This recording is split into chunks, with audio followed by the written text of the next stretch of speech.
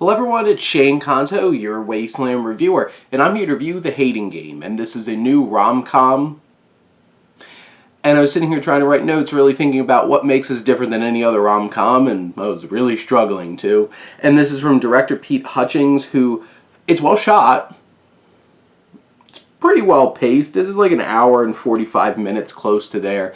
I feel like it runs its course a bit, but here's the thing. It's about a young female professional, played by Lucy Hale, named Lucy, who her book company, publishing company, gets absorbed by a big publishing company, and she has to deal with a quote-unquote sociopath, Joshua, played by Austin Stowell, and of course, he's uptight. He wears the same 5 shirts every week. I felt very personally attacked. And he's just so uptight, and, you know, he's just mean. But then they love each other. Because why not? There you go. And of course, they both have, throw in a little spice, because they both have some, like, either crushes or exes that are thrown in, making things a little bit awkward. You have, especially Joshua's family dynamic, because he's a rich kid. And he's the failure of the family, because he works with books. And of course, some of the most earnest and meaningful moments are like, there's a moment where Lucy stands up to his father and tries to support him, and I'm like, okay, I like that. I like this scene in this movie. But a lot of the times it's just like, they hate each other. They hate each other. Oh my God, they love each other. They start making out and having sex.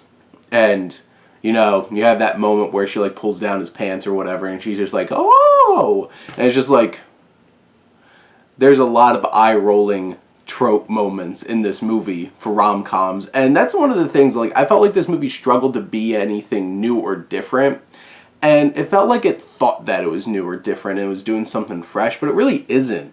It's just doing the same thing. Like, if I had $1 for every rom-com out there where you have 2 people who hate each other from different places, and then, you know, they fall in love with each other, I could retire and never have to work another day in my life because I would have millions of dollars. I can make my own rom-com and then make even more because people always go see them. But Lucy Hale, I think, is charismatic enough. I think she does a really fine job in this film. She's a good female lead in a lot of films, especially stuff like this, because I've seen other her for rom-coms. I'm like, I think she really works.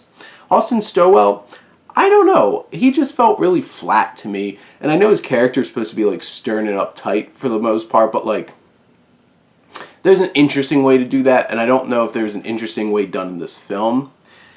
Corbin Bernsen's in it, which was always fun. I just turned to my fiance, I'm just like, look, it's Roger Dorn from Major League. At least I got that out of it. He's such an asshole in this movie, and he's just like, he's there. He's fun. He makes him laugh. I think the most meaningful part of this film is the personal growth that Lucy's character goes through. And I think that was more interesting than any of the romance. So, like, honestly, could have been fine with just a comedy about her.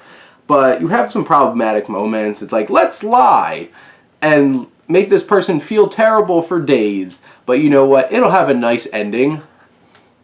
And it just, there's certain things where it's just like really obnoxious, old kind of rom-com tropes that are just like, haven't we moved past this? But no, this film kind of leans into them.